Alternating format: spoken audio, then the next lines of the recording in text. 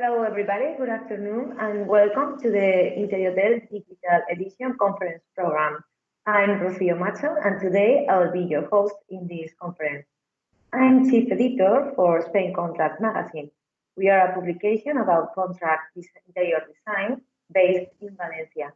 And for 15 years, we've been supporting Spanish furniture and suppliers brands in contract projects all around the world. Our guest for this conference is William Paley. He's creative director at Tony Chi Studios in New York City, and he calls himself an artist who channels his eclectic inspiration into a fluid aesthetic output. He's been working in Tony Chi Studio for the last 25 years, where he started his career, and his open-minded approach, a strong architectural background, and an intimate knowledge of refined craftsmanship are the foundations of Tony Chi Studios' design direction.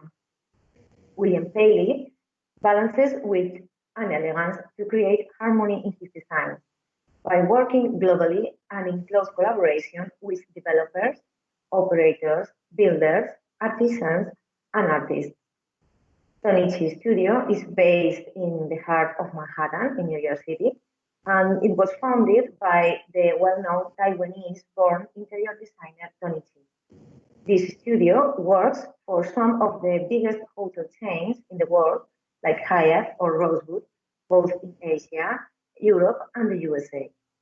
In this conference, William Paley will talk about one of his latest projects, and one of the most iconic too, the renovation of the Carlyle Hotel in New York, which is a legendary building and a deeply loved place for the New Yorkers. Just for you to know the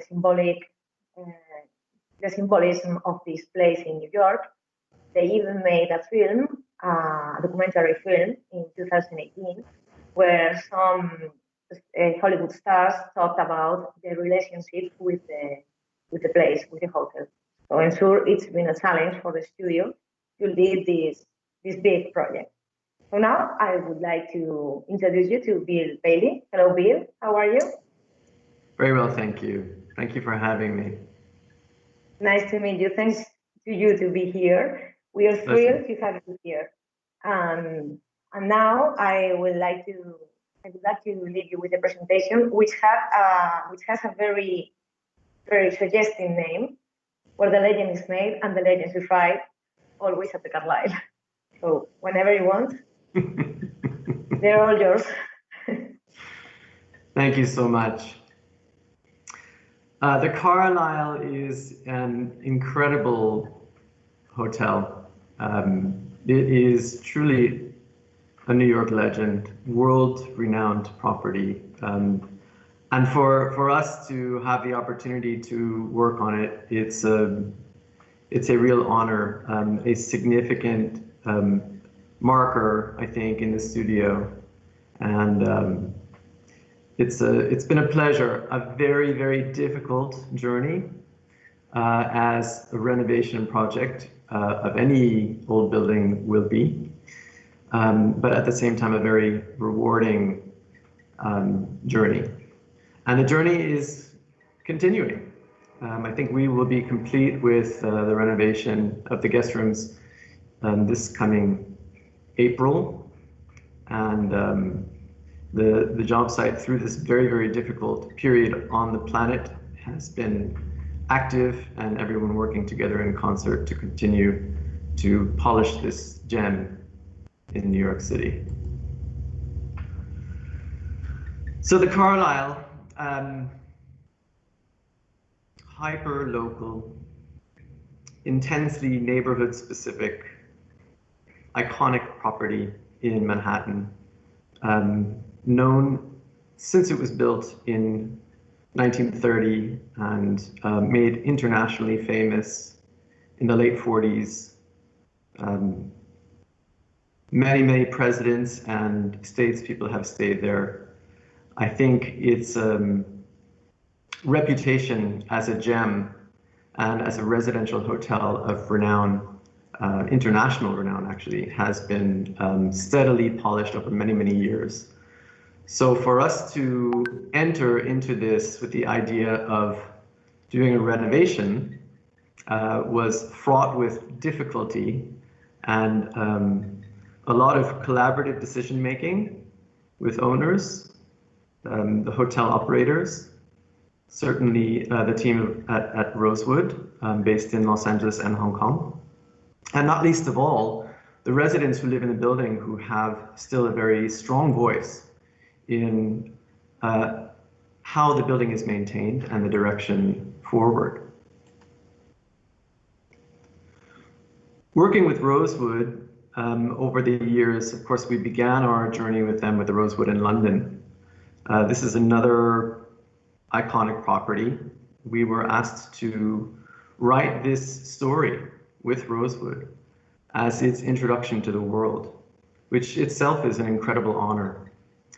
And our focus was not only about the specificity of place, which is so key to the Rosewood operating philosophy, but also the concept of a hotel being a place where you live in a moment, not a place where you stay temporarily. And that drove us to come up with a overriding design philosophy when working with Rosewood Hotels, and to try to sort of set a methodology of design and a philosophy of thinking about hospitality that is modern, neighborhood specific, and unique to the brand. So that carries through, I think, now in all the work that we do with Rosewood, and not least of all at the Carlyle.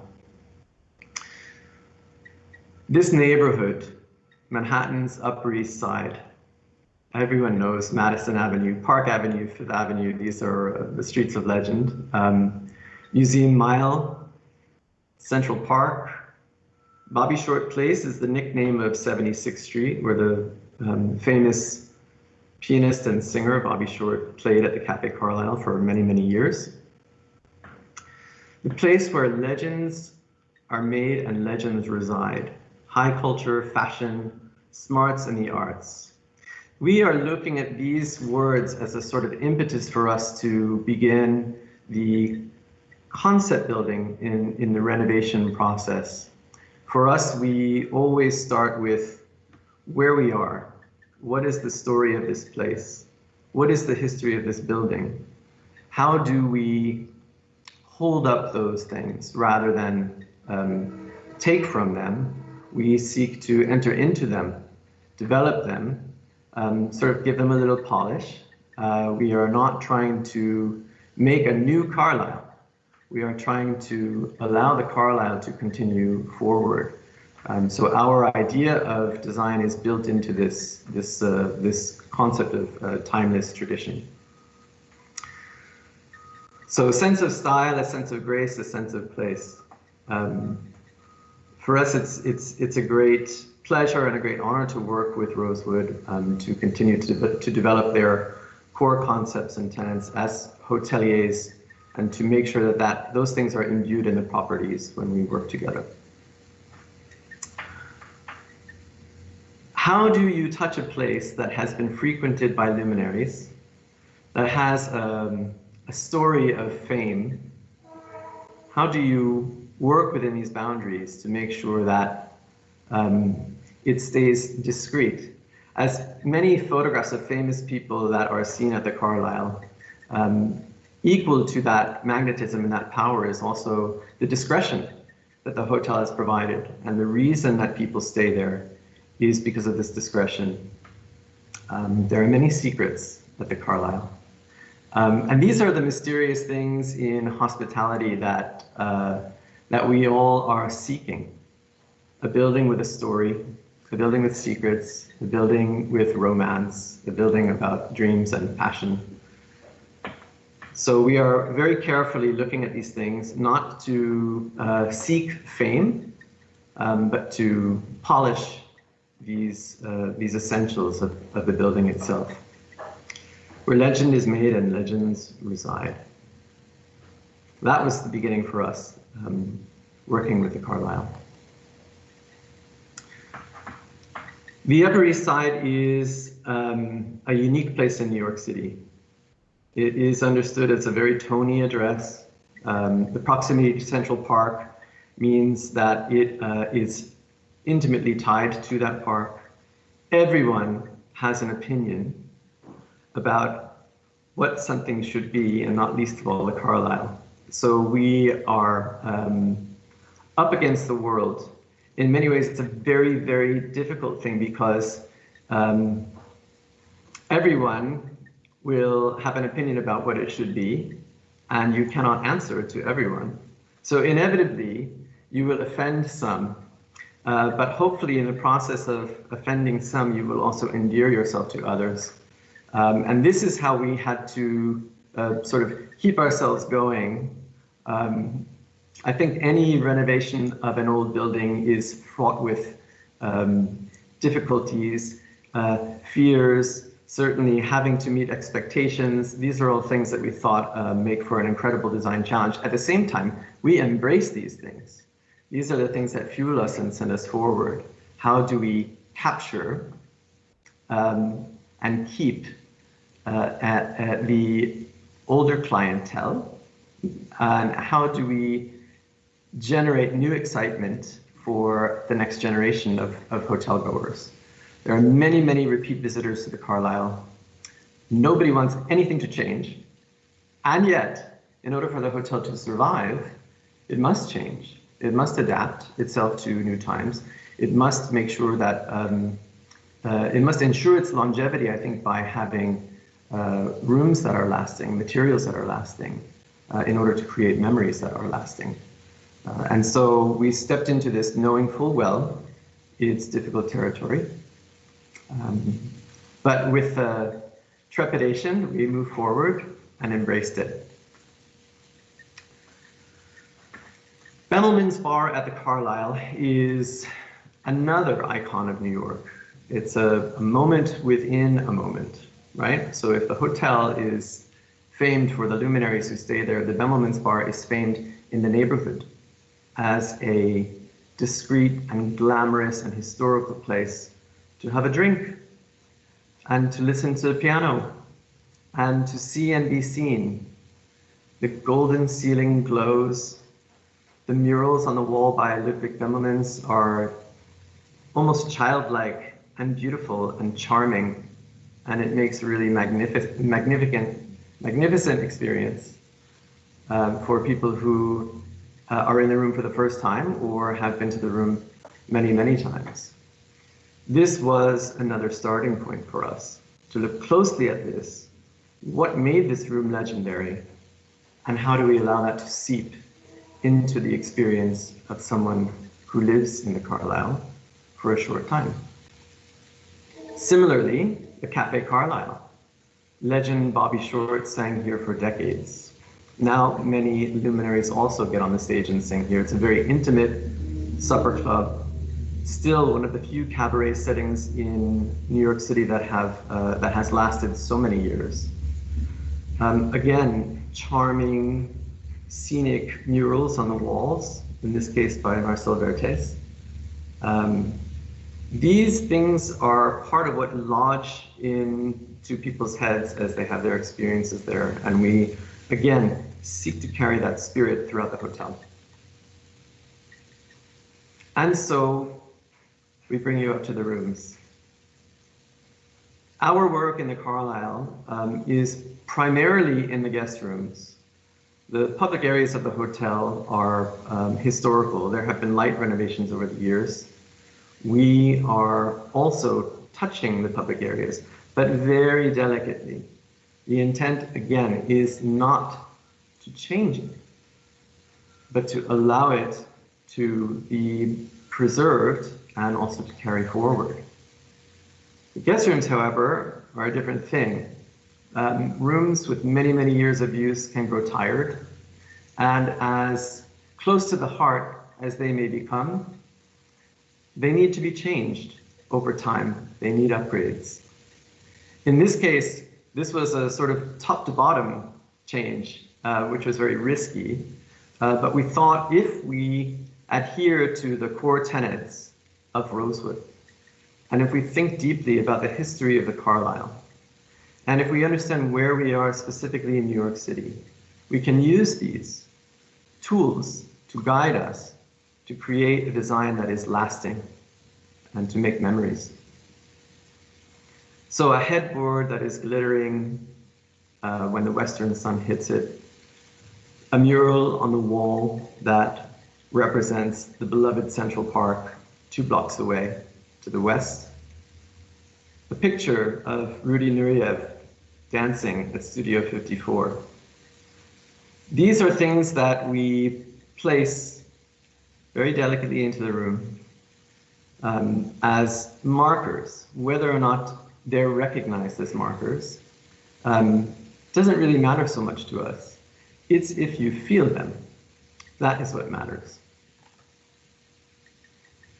How do you renovate a heritage property in which every room is different? This was another incredible challenge for us.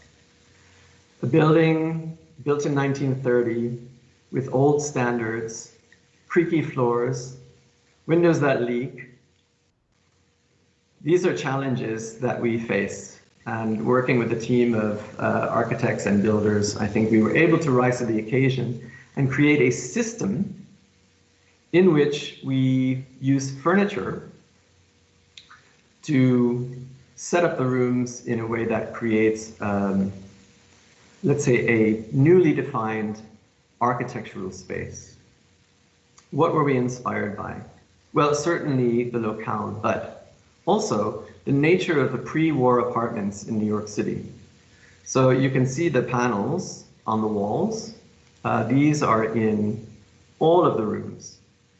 And the idea was to tie up all of the existing beams and columns and funny nooks and corners and use these panels as a way of creating order out of this disorder that was so prevalent in all of these rooms.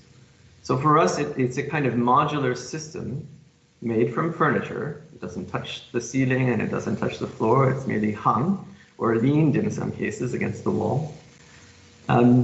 So it's a furniture as an architectural definition approach that we took. This methodology is a very clever way, I think, of addressing a very difficult and complex architectural space where each of the rooms is different. And you will see that throughout these photos of the rooms that are on the screen now. How we treat a suite differently from a king room is, again, the same methodology of making panels and redefining the architecture with furniture, but upholstered wall, a little bit of gold. These are things that can make a room feel a little bit different. And the room feels incredible between day and night. It's a remarkable change. It feels very, very glamorous. Views out are equally important to us because they represent, let's call it a fourth wall. The outside is part of the room. Whether it's a mural depicting Central Park or a view through the canyons of the city to the actual park, we want to take advantage of these views. We want to use them to frame the room equally as we do with our furniture and with our paneling and the colors of paint. I think the idea for us was not to make a design that was about creating impressions. We didn't want to use the design to define the Carlyle. We wanted instead to disappear into the views of New York City that are so romantic and are so much the reason why people come and stay in our beloved city. Even the so-called bad views in New York can be great views. There is a romance, I think, of being in a New York apartment and facing a brick wall out your window. So again, we want to consider how compositionally these views are brought into the room, and we want to frame them as if they're beautiful pictures. The room does not have a lot of artwork. It doesn't have a lot of accessories all over the place.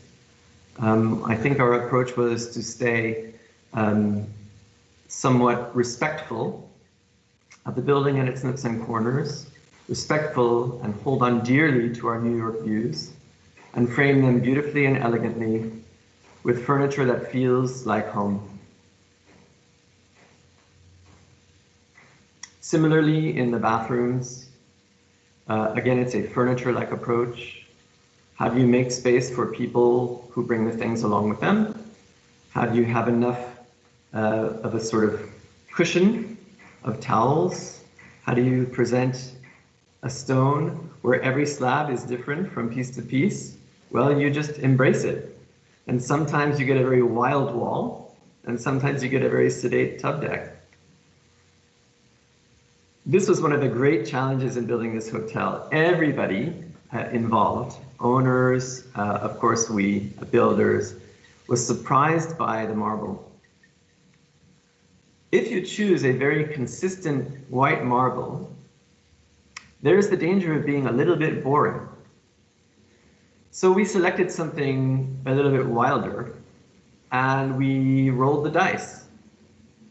And to this day, we are reviewing lots of stone, pile by pile, to make sure that we have bathrooms where the stone of the vanity and the stone of the bath and the stone of the shower are compatible. It's deeply challenging. It's a huge time commitment, but the stone is so beautiful. And every room feels different because in every room the stone is different. Creating the illusion of space in very, very tight quarters is another important thing. Some rooms are, let's say, intimately small.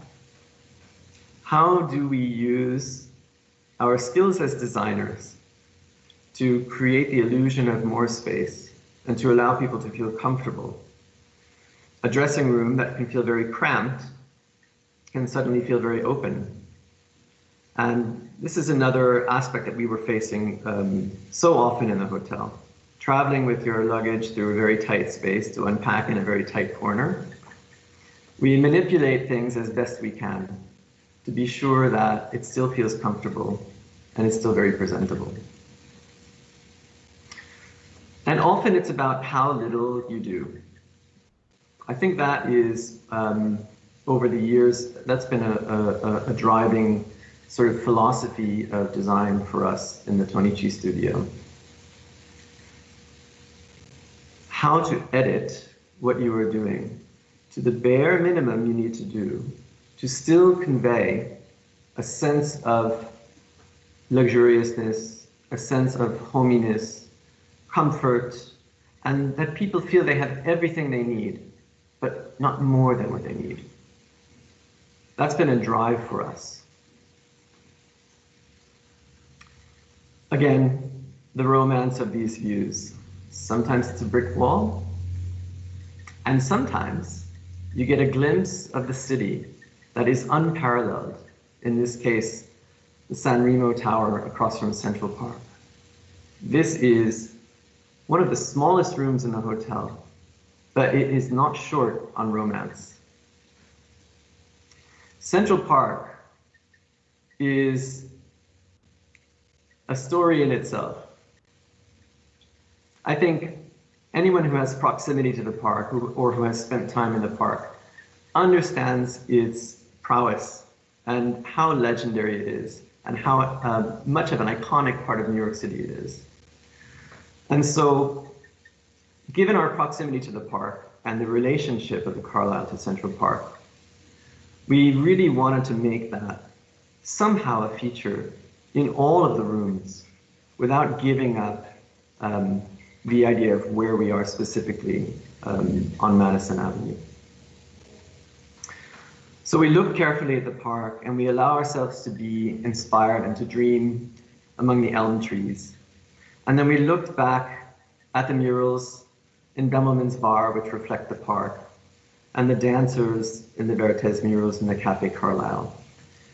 And we thought, let's bring a piece of this upstairs with us. We wished so much that we could have Bemelman's painting in our room, or Vetes as well.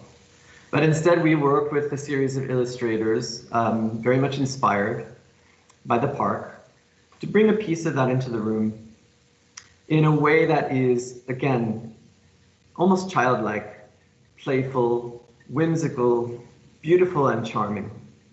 And each room gets a little piece of the park, whether or not they have the view. The mural of the skating rink, the mural of the fields with children playing, dogs barking, the merry-go-round. These are the things that we wanted to bring, little moments that make you smile. So when you hang your coat and unpack your bag, you can hang them in front of the merry-go-round.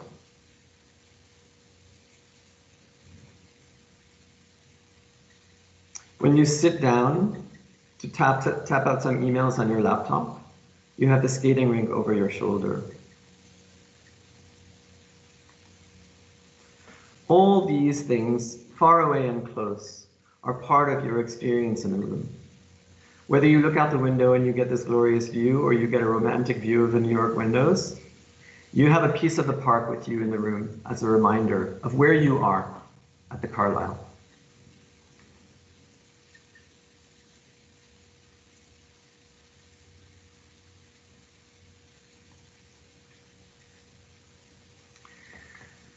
The nature of furniture in a hotel guest room is also so important. We can make a language of furniture that reflects a kind of experience. So the minibar, for example, is not an alcove in a closet, but it's another beautiful piece of furniture as you enter the room. And what is presented to you is a make-your-own Manhattan kit. So you can pour yourself a beautiful drink and be romanced.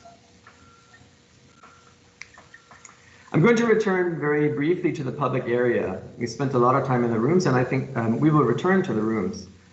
But I think it's an important thing when talking about renovating a heritage hotel, how to preserve the legendary status of a beautiful, iconic old building is about treading very lightly and very carefully.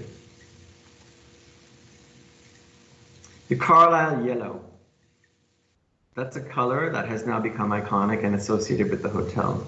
The scripted C, it's a logo that is as deeply embedded in the consciousness of the people who stay at the Carlyle as is the original crest of the hotel. The oversized canvases of Rudy Stingel, a nod to Bemelman's. You know where you are when you enter the Carlyle. This is what we wanted to preserve. Tread lightly, address the issues, and tread lightly. When you arrived to the hotel, we had a series of challenges. An old building has a lot of stairs. Now we need to have a handicap elevator to allow people who cannot use the stairs to enter the hotel. We have to meet American Disabilities Act requirements for this. We have to add a fire command station adjacent to the elevator. These are code-related things that needed to be addressed in an old building where nobody wanted any change. So I have a series of before and after images here. This is the area where we had to insert a fire command station next to the elevators. The original image is here on the left, I'm circling. We had to fit the fire command station in this spot, but it was too small. So the door had to move. So we made a rendered elevation proposing to preserve the door and to panelize the wall, alike with other parts of the hotel, to squeeze in a fire command station very discreetly. This was our vision, and this is what was executed. So very, very faithful to the vision. Again, a difficult challenge, but the answer was already there. Hold on to what you have, move gently, preserve it. Similarly, here's the entrance from 76th Street and the stairs down into the glorious lobby. We needed to make a handicap lift that allowed people to come into the hotel without a ramp.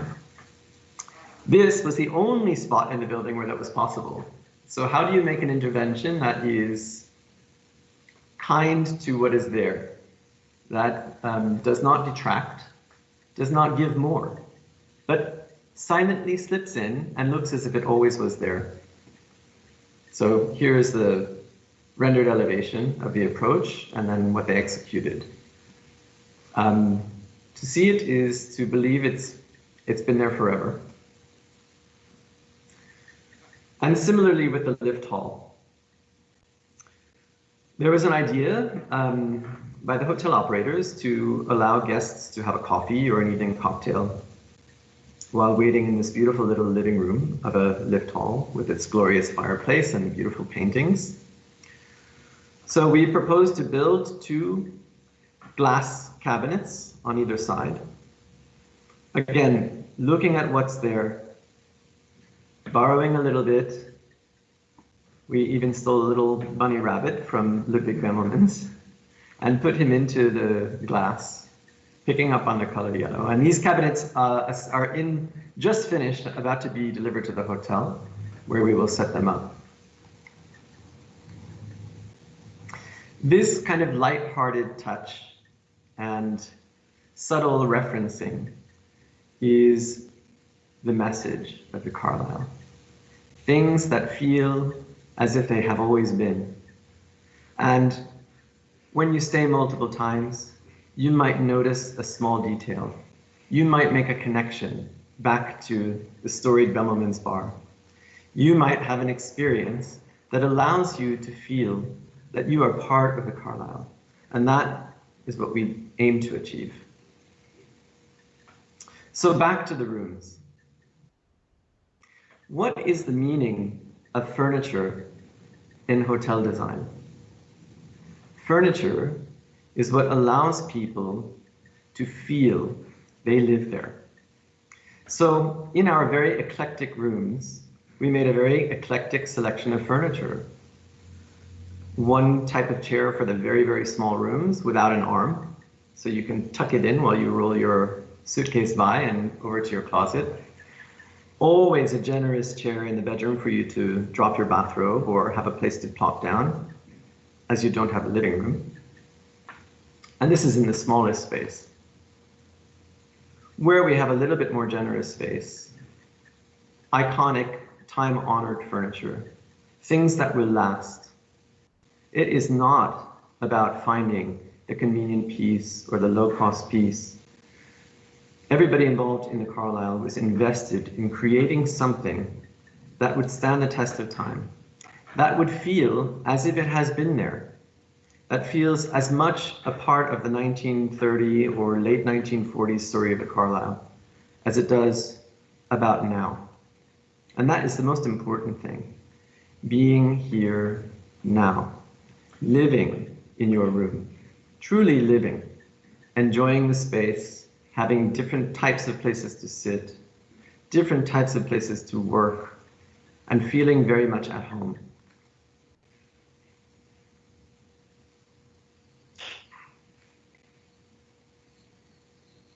Allowing the eclectic nature of the rooms to guide us, to make a system where we are not vulnerable to that eclectic nature, but we embrace it and we create a home, a different home in each room that feels like your home.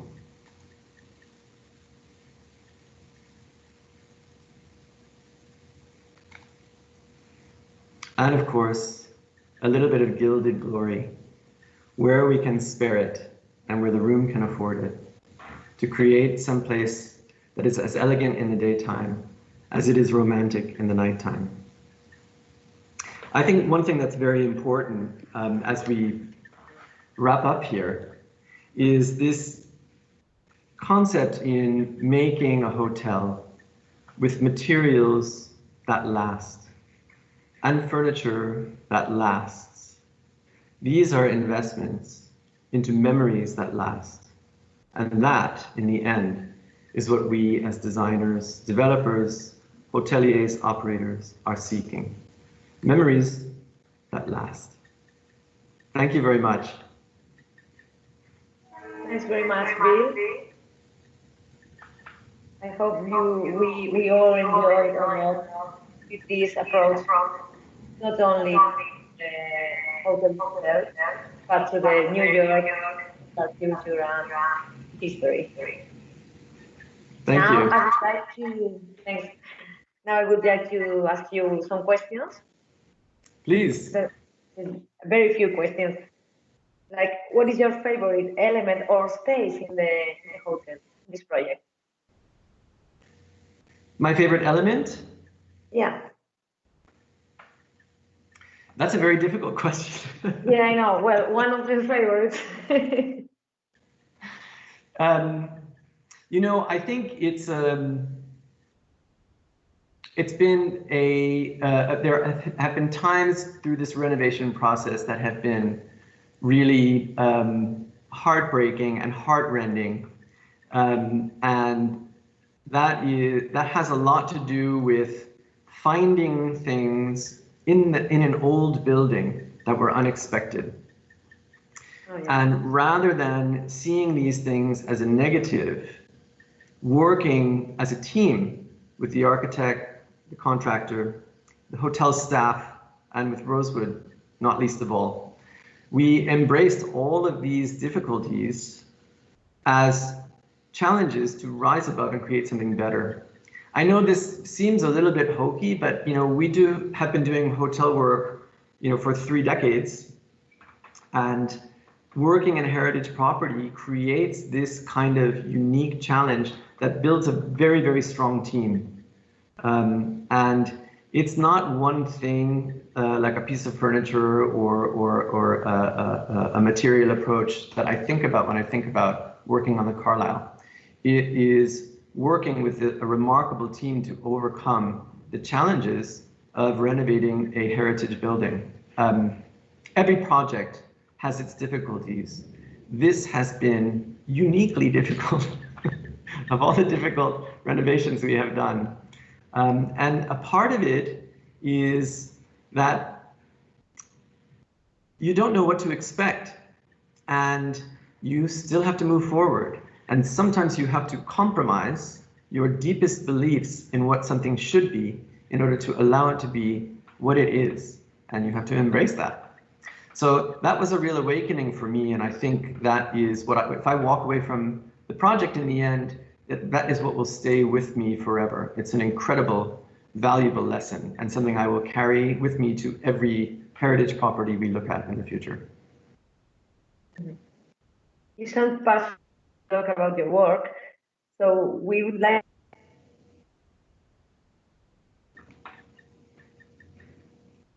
Sorry, I didn't catch that. Oh, did you not? All right. If you did not dedicate yourself to interior design, what would you do? Oh, wow.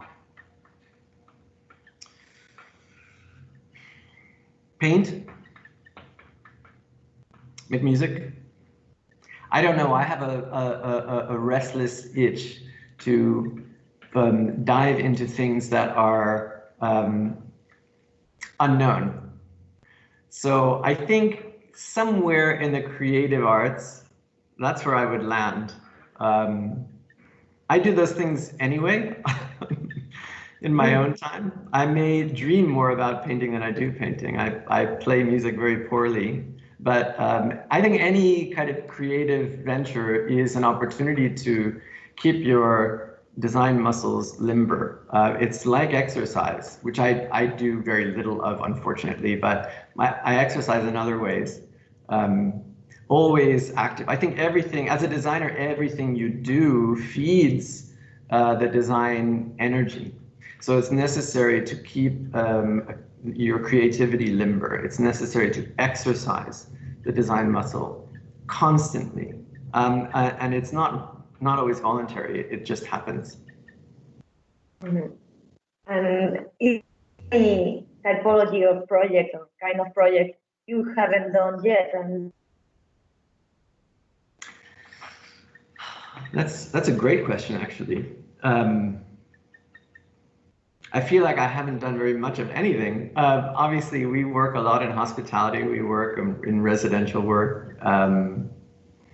I think it would be wonderful to do a sort of maybe to do a gallery or a museum. I think it would be wonderful to do a kind of a memorial. I think it would be wonderful to do a collaborative art project where we bring whatever skills we have to the table. I just like this idea of dreaming together with collaborators.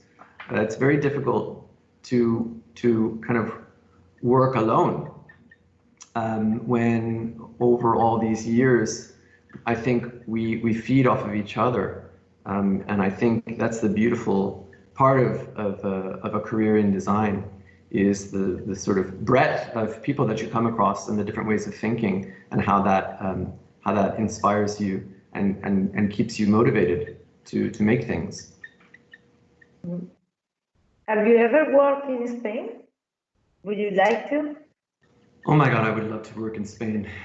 I haven't worked in Spain. Please bring me to Spain. We'll be happy to adopt you. That's something I think, it's a kind of a dream for us in the studio. Is it's not easy to work in Europe, although we have worked in Europe, but there's so much incredible design talent across Europe, and it's hard for us to be competitive there. But at the same time, I think, if we are able to work there, and when we are able to work there, hopefully we can bring a unique perspective and help make a mark as well. I'm sure you will. Okay, Bill, thanks very much for being here with us.